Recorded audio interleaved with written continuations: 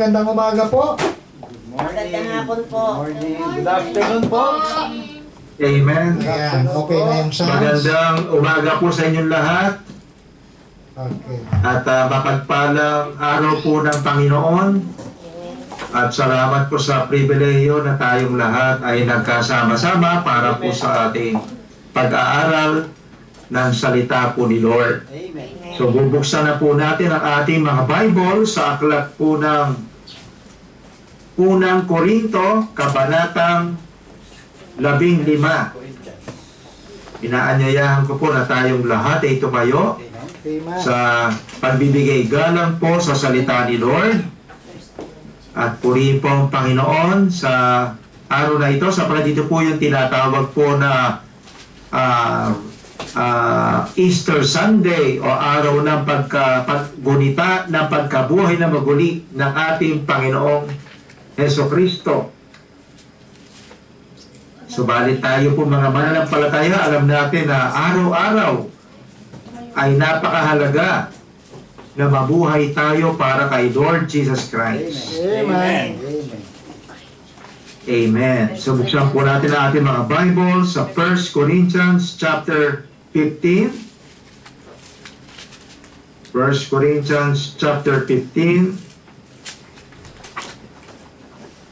So babasahin po natin ang salitan, ang mga talata po na ito.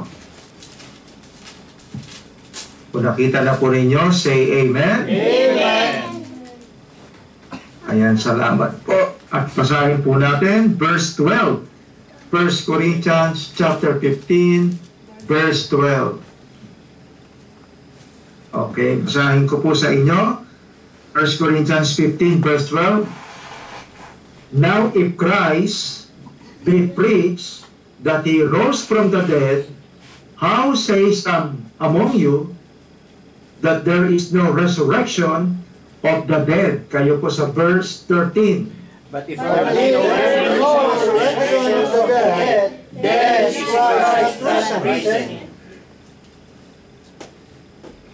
14, and if Christ be not risen, then is our preaching vain, and your faith is also vain. Yes, and we are found false witnesses of God, because we have testified of God that He raised up Christ, whom He raised not up, if so be that the dead rise not. Verse 16 po tayo, for if the dead rise not, then is not Christ raised. And if Christ be not raised, your faith is vain. Ye are yet in your sins. Then they also which are fallen, verse 18, fallen asleep in Christ are perished. If in this life only we have hope in Christ, we are all of men most miserable. Amen. Sa pagpalain po ni Lord ang kanyang mga salita, tayo po ay saglit pong manalangin, tayo po ay umuko at pumikit. Dakilang Diyos na makapangyarihan sa lahat, maraming salamat po sa napakagandang pribilehiyo na makadaupang palad si Pastor Manuel, ang kanyang pamilya at ang lahat ng mga kapatiran sa aming pong congregation and mission sa Milan, Italy, ang Landmark Bible Baptist Church Mission. At nawa ay pagpalain niyo po ang ilang sandali na pag-aaral namin ng inyong mga salita. Patawarin niyo po kami, Panginoon, sa aming mga pagkukulang, at kayo po at ang inyong mga salita at ang Banal na Espiritu ang aming maging gabay sa pag-aaral po namin ng inyong mensahe ngayong umaga. Tunay nga po, kung hindi nabuhay na maguli ang aming Panginoon Kristo sa mga patay, ay napakalaking trahedya ang maidudulot po nito sa aming buhay pananampalataya. Subalit salamat, Lord, ginugunita po ng buong mundo ang inyong pagkabuhay na maguli sa mga patay. Kaya pagpalain niyo po ang mensahe, ang mga ngaral at ang pangangaralan.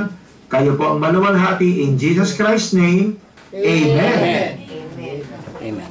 Ayan, maraming salamat po. Pwede na po tayo umupo sa umagang ito. At salamat po sa Panginoon. Tayo po ay muli nagkasama-sama. Salamat po sa inyong panalangin. Naging matagumpay po ang ating gawain kaninang umaga. Maging ang gawain po natin sa ating church. Nagkaroon po tayo ng family camp kahit 2 araw at 1 gabi lamang po dito po sa isa sa mga resort sa Cabanatuan City. So ngayong oras po ito mga minamahal, ay alam ko po na tayong lahat ay handa na. Pag-aaralan po natin ang ating mensahe, several disastrous effect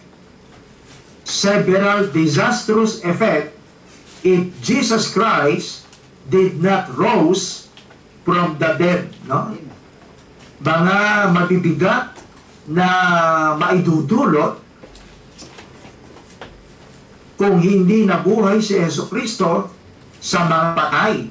Ano? So ang ating pong Panginoon Jesucristo sa aklat po ng Korinto ay pinangangaralan po ni Apostol Pablo ang mga kapatiran po dito, ang mga brethren, ang mga churches, sapagat meron pong pumasok na maling katuruan na ang ating Panginoong Jesucristo daw po ay hindi nabuhay sa mga patay.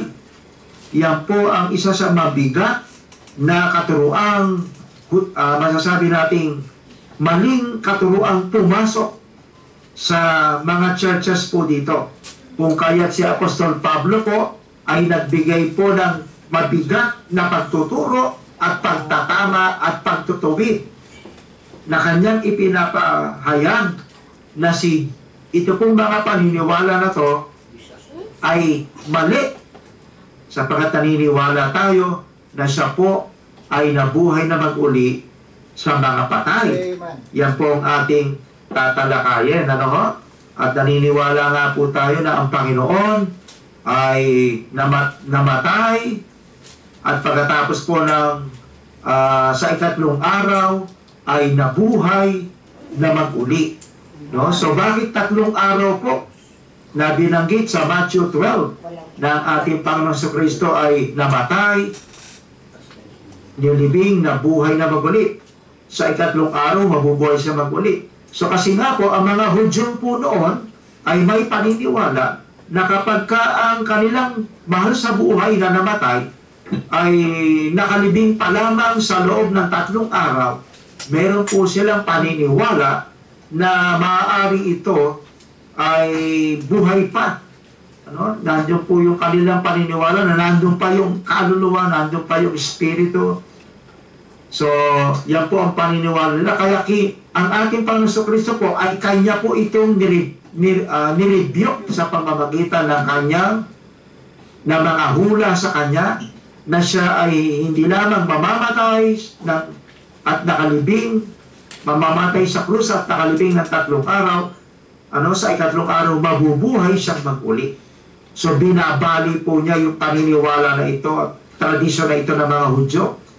Now within 3 days of their loved ones, na sila po ay maaaring nandun pa yung kaluluwa at spirito ng panilamahal sa buhay. At kaya kung makikita niyo po si Lazaro, si Lazarus ay namatay at sa kanya pong pagkamatay, dumating po ang Panginoon sa ika-4 na araw. Kaya nga sabi po ni Martha sa John chapter 11, Panginoon, si Lazarus po ay naaagnas na. Dahil ika-4 na araw na po ito. At alam natin na ang ating Panginoon ay nais niyang ipakilala na kahit 3 araw na ang lumipas at ika-4 na araw na kaya niyang buhayin sa mga patay si Lazarus. So nakita po natin yung tradisyon at kaisipan ng mga Hudyo na sa 3 araw na nakalibing, kalamang mahal sa araw, ay nandun pa yung kaluluwa. Pero ito'y binali ng Panginoon. Siya po'y nabuhay na mag-uli on the first day of the week. And then, makikita rin po natin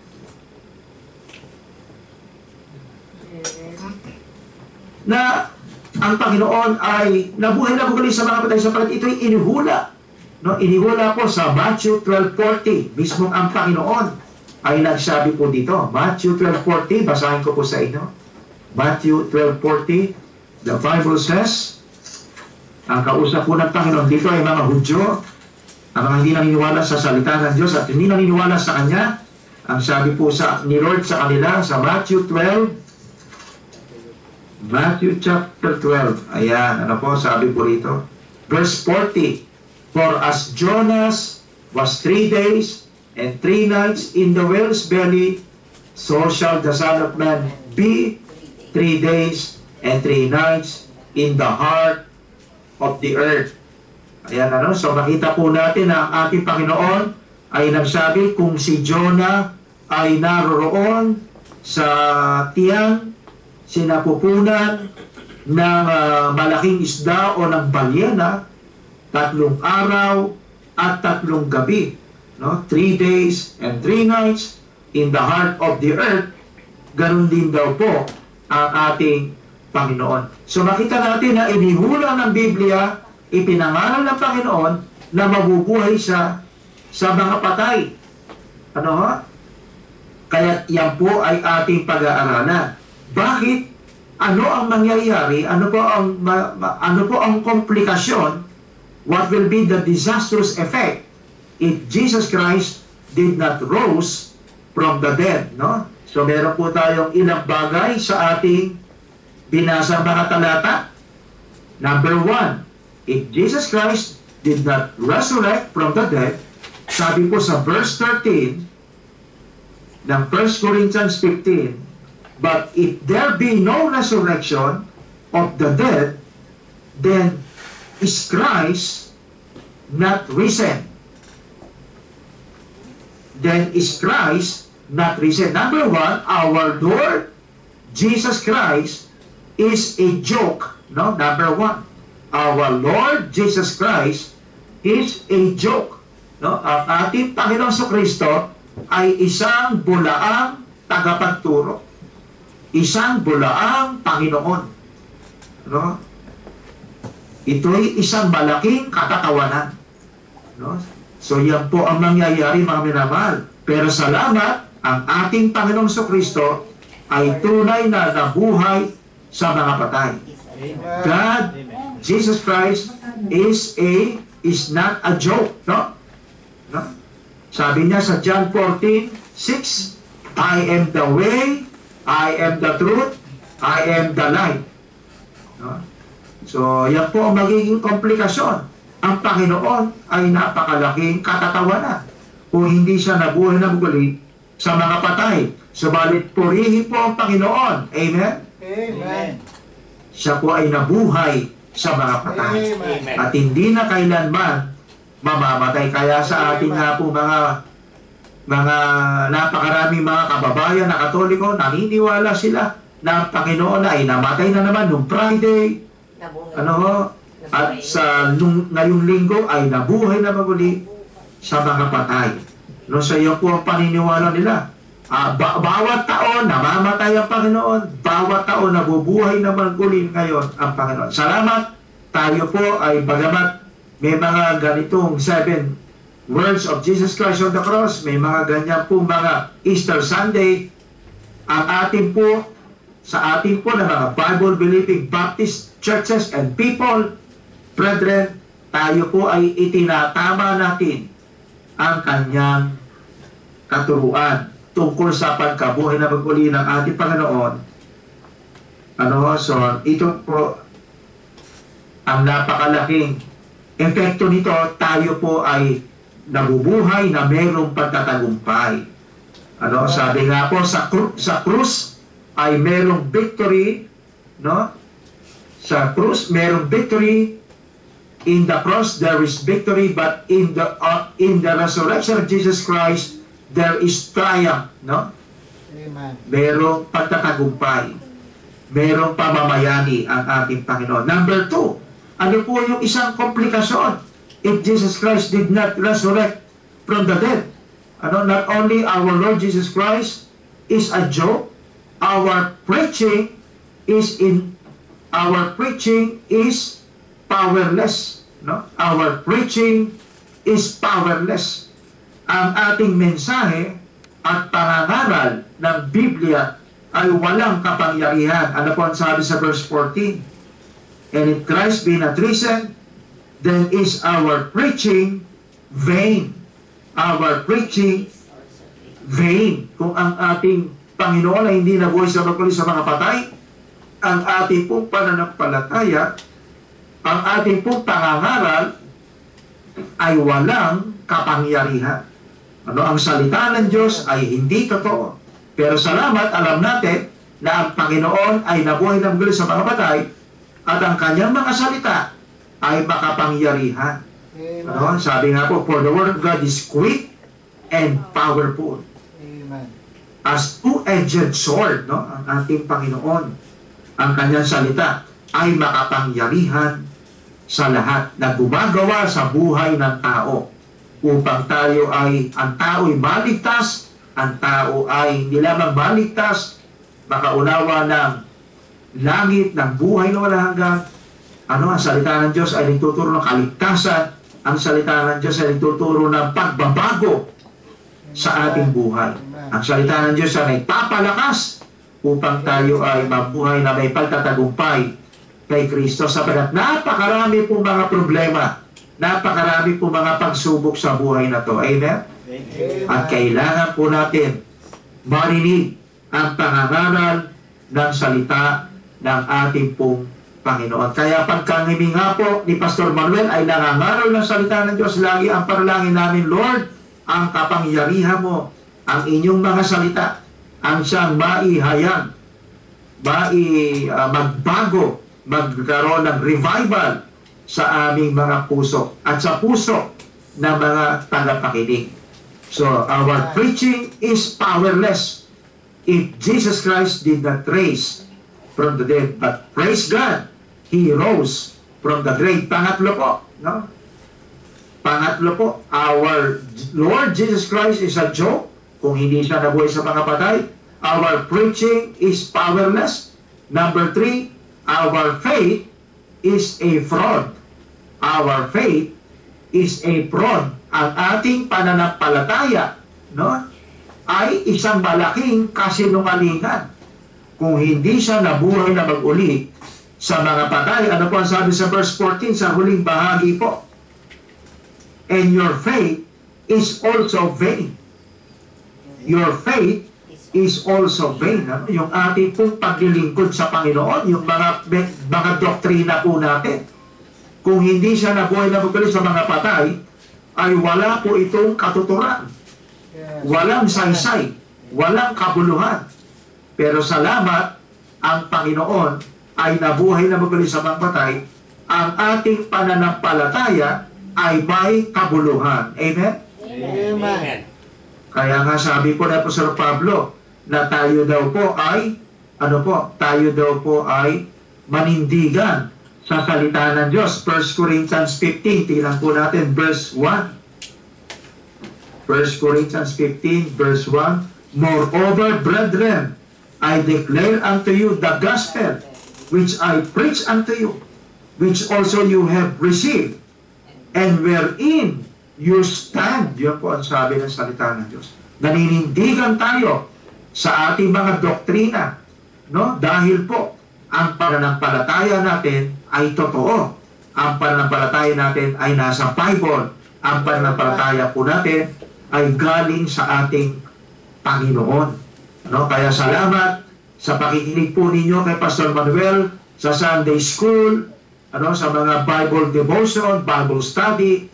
Tayo po ay pinatatatag sa ating pong pananampalataya. Amen. No? So, napakaganda po. Diba? And then, number 4. Yan. Napakabilis po. 6 lang po ito. Number 4 na po tayo. Kung hindi nabuhay na mag-uli ang Panginoon sa mga patay, our Lord is a joke. Our Lord Jesus Christ. Our preaching is powerless. Our faith is a fraud. Pangapat, our witness is worthless. No? Our witness is worthless. Our witnessing, yung pong pagtuturo natin ng gospel, ay ano po, walang kabuluhan. Ano po ang sabi sa verse 1 Corinthians 15, verse 15. Yan po ang sabi rito. Yea, and we are found false witnesses of God, because we have testified of God that He raised up Christ, whom He raised not up, if so be that the dead rise not. No? So yan po ang mangyayari. Our witness is worthless. No? Ang ating daw pong witnessing, yung pag-share natin ng gospel, ay ano po, mawawala ng kabuluhan. Ano yung pagtulong natin sa mga missionary, foreign and local. Ano yung ating pagsosoul winning, yung ating pagpapatotoo, mawawalan po lahat yan ng saysay. No? Worthless. Kung si Kristo ay hindi nabuhay na muli sa mga patay, pero salamat, nabuhay siya sa mga patay. Wala pong nakalibing sa libingan ng ating Panginoong Kristo. Ano? Purihin po ang ating Panginoon. Kaya sabi ni Apostle Paul, I am not ashamed of the gospel of Christ. Amen? Amen. Hindi ko kinahihiya ang ebanghelyo ni Jesus Christ, because it is the power of God unto salvation, to the Jew first and also to the Greek. Romans 1 verse 16. Ano? So, alam niyo po, napakarami po mga tao, talagang kanilang pinangalandakan ang kanilang mga mensahe ng kaligtasan. Andiyan po yung mga Katoliko, di ba? Sila po ay nagbuhat ng krus. Sila po ay nagpapako. Ang iba po ay naghampas. Naglagay ng koronang tinik sa pagpapakilala nila na sila'y naniniwala kay Kristo. No? So, andyan po yung mga, alam nyo, maramdaman, kahit ikaw ay magbuhat ng krus mula hulo hanggang apari, eh hindi po mapapatawad ang ating mga kasalanan. Sapagat si Kristo lamang po ang may kakayanan, kapangyarihan at karapatan, karapat-dapat na mapako sa krus upang tubusin ang kasalanan ng ating sanlibutan. Amen? Amen. Amen. At hindi na po siya napunta sa impyerno, kasi yung pong tinuro sa Apostles' Creed ng mga Katolik, di ba? Siya daw po ay nakarating pa ng impyerno. Hindi po siya dapat mapunta sa impyerno, sapagat siya ay Diyos na makapangyarihan sa lahat, at siya po ay Diyos na banal. No? Kaya nga sabi po sa kanyang isa sa mga salita sa krus, it is finished. Ano po yung naganap na, natapos na yung pagtubos, yung misyon ng Panginoon, na siya ang tagapagligtas ng buong sanlibutan. Amen? Amen. Yung po mga Jehovah Sectionist, I'm sorry, di pala Jehovah Sectionist, Jehovah Witnesses, di po ba? Sila po ay nagbibigay ng mga babasahin. Ano tinuturo nila? Walang langit, walang impyerno. Yan po ang turo ng mga saksi ni Judas, no? Saksi ni mga witnesses na yan, di ba? Sapagat si Charles Russell, yung kanilang natatakot sa impyerno, kaya itinuro niya na walang langit, walang impyerno, meron babanahin ang lupain ng mundong ito. Yan ang katuruan po nila. Kaya our witness will be worthless if Jesus Christ did not rose from the grave, from the dead. But praise God, Jesus Christ is alive. Amen? Amen. He is not only alive, but He is alive forevermore. Hindi na siya mamamatay, hindi na siya muling mabubuhay na magaling sa mga patay. Kaya pag binasa niyo po yung Hebrews 10, verse 10, tingnan po natin. Hebrews 10, verse 10. Ano po ang nakalagay po dito? Hebreo Gis. Napakalinaw po na ang ating Panginoon ay isang beses lang mamamatay, isang beses lang siyang mabubuhay na magaling sa mga patay. Isang beses lang siyang mapapako sa krus. Ano po ang sabi sa verse 10 hanggang 11? Hebrews 10 verse 10, by the which will we are sanctified through the offering of the body of Jesus Christ once for all. No? Once for all. Ano po sabi sa verse 11? And every priest standeth daily ministering and offering oftentimes the same sacrifice. Kasi naghahandog po sila ng tupa annually. No? Which can never take away sins. Verse 12. But this man, dahil nakatawang tao po ang ating Panginoon, after He had offered one sacrifice for sins forever, sat down on the right hand of the throne, or right hand of God. Amen? Amen. So napakaganda po mga kapatid. Our witness is worthless if Jesus Christ did not rose from the dead, but praise God, ang ating pong pagsosolwini, pagmimisyon, pagpapatotoo ay may kabuluhan. No? Sabi nga sa Psalm 126, they that sow in tears shall reap in joy. No? He that winneth souls is wise, sabi naman po, no, ni Solomon. So pang-lima na po tayo na komplikasyon kung hindi nabuhay na maguli ang Panginoon sa mga patay. Ano mangyayari? Verse 17, 1 Corinthians 15:17. Ano po ang sabi ng Word of God? And if Christ be not raised, your faith is vain, ye are yet in your sins. No? Then they also which are fallen asleep in Christ are perished. Ano? 1 Corinthians 15:17, 18. Our salvation is shaky. Our salvation is shaky. No? Ang ating pong katuruan ng kaligtasan ay walang kasiguruhan. Uncertain. Kung si Kristo hindi nabuhay na muli sa mga patay. Ano sabi rito? Kung di siya nabuhay na muli sa mga patay, ang inyong pananampalataya sa Kanya ay walang kabuluhan at tayong lahat ay nasa kasalanan. Ibig sabihin, tayo po ay walang kaligtasan, walang kapatawaran ng ating mga kasalanan. Kung hindi siya nabuhay na muli sa mga patay, at ang ating daw po mga mahal sa buhay na naunang namatay kay Kristo ay napahamak. Napakatindi, napakabigat po na komplikasyon siya.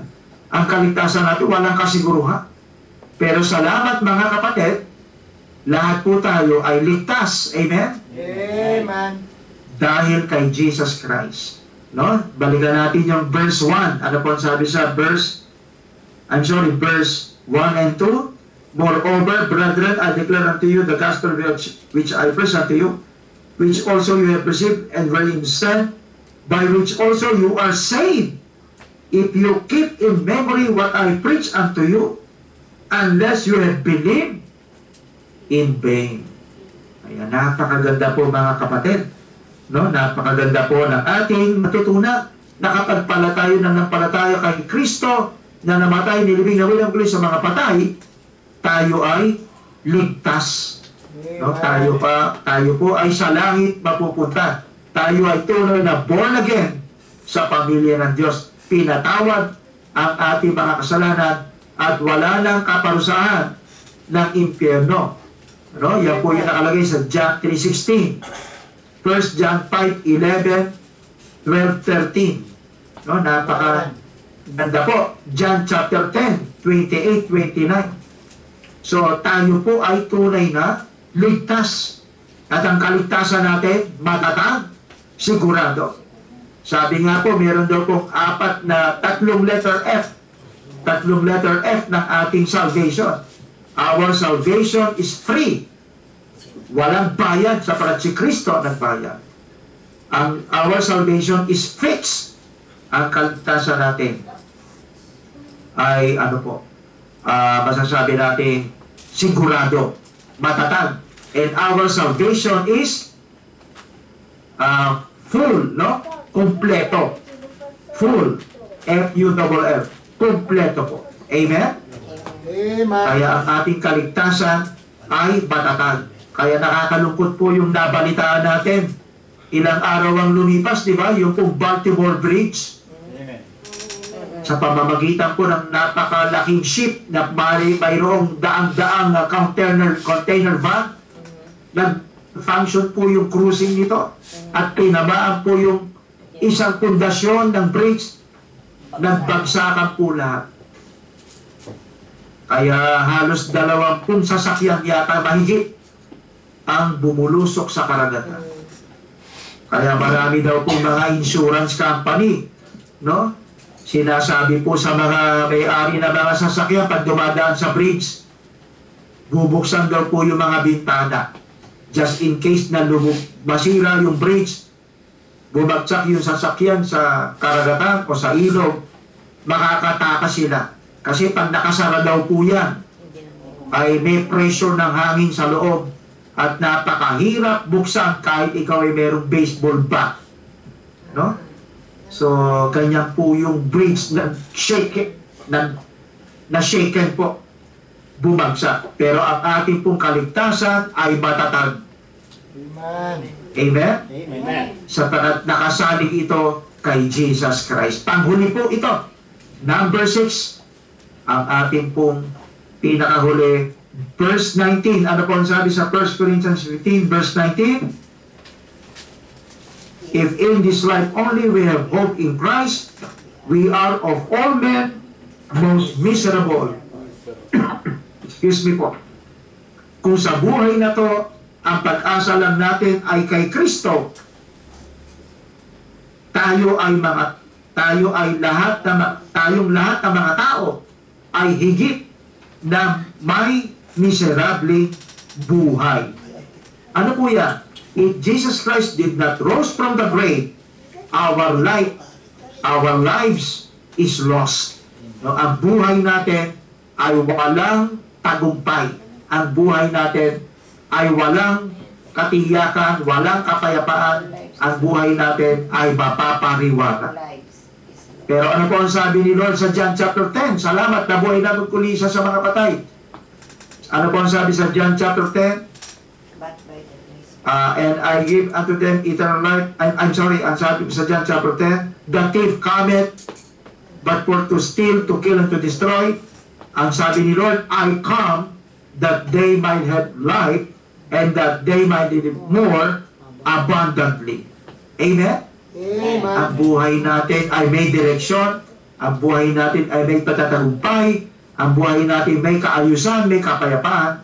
It is not lost because Jesus Christ rose from the grave.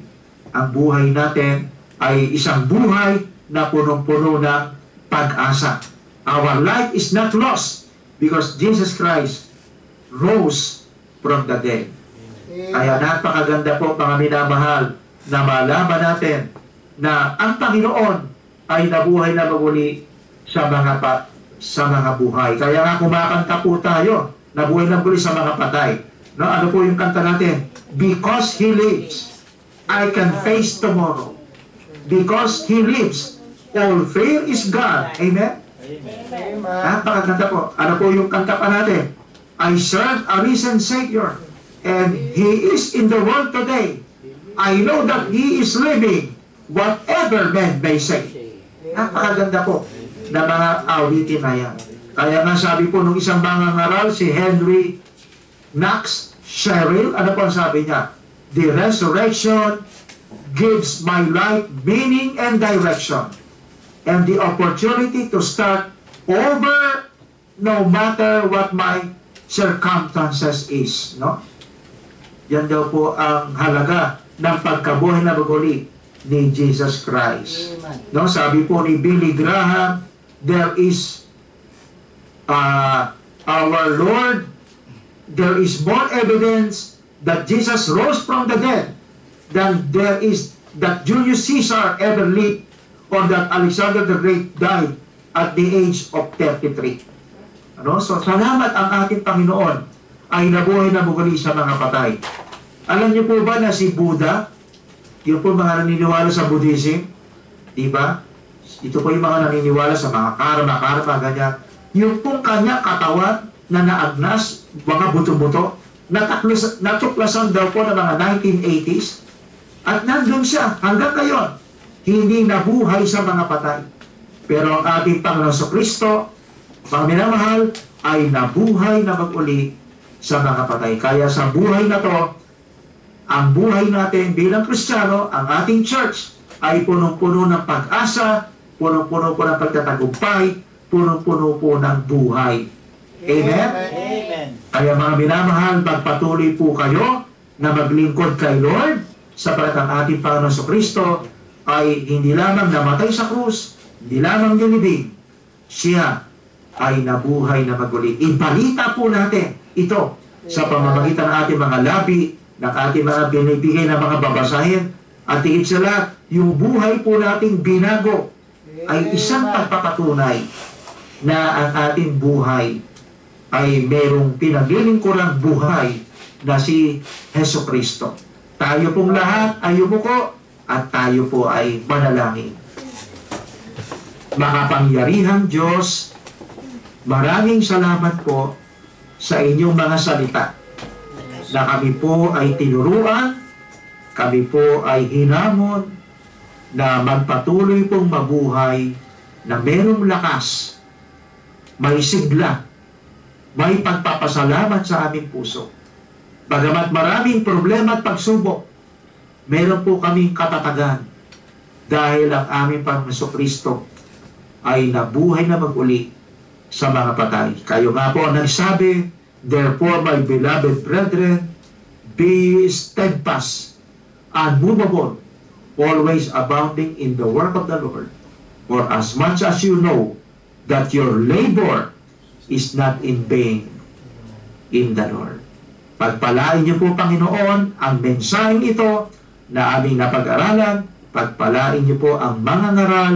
Pagpalain niyo po ang bawat kapatiran na tumanggap kaming lahat ng inyong salita. Tulungan mo po kami na lalong lumago, lalong tumibay, lalong tumatag ang aming pananampalataya at paglilingkod sa inyong gawain. Kami po ay lalong magsumigasig, lalo't nalalaman po namin, malapit na po kayong dumating sa inyong nalalapit na pangalawang pagbabalik. Habang lahat po ay nakayuko at nakapikit, nais ko pong tawagin ang ating assistant pastor, Pastor Manuel Uy, upang mag-conduct po ng ating invitation and then para po sa ating closing prayer. Amen. Amen. Purihin po ang Panginoon. Tayo po ipatuloy na manalangin.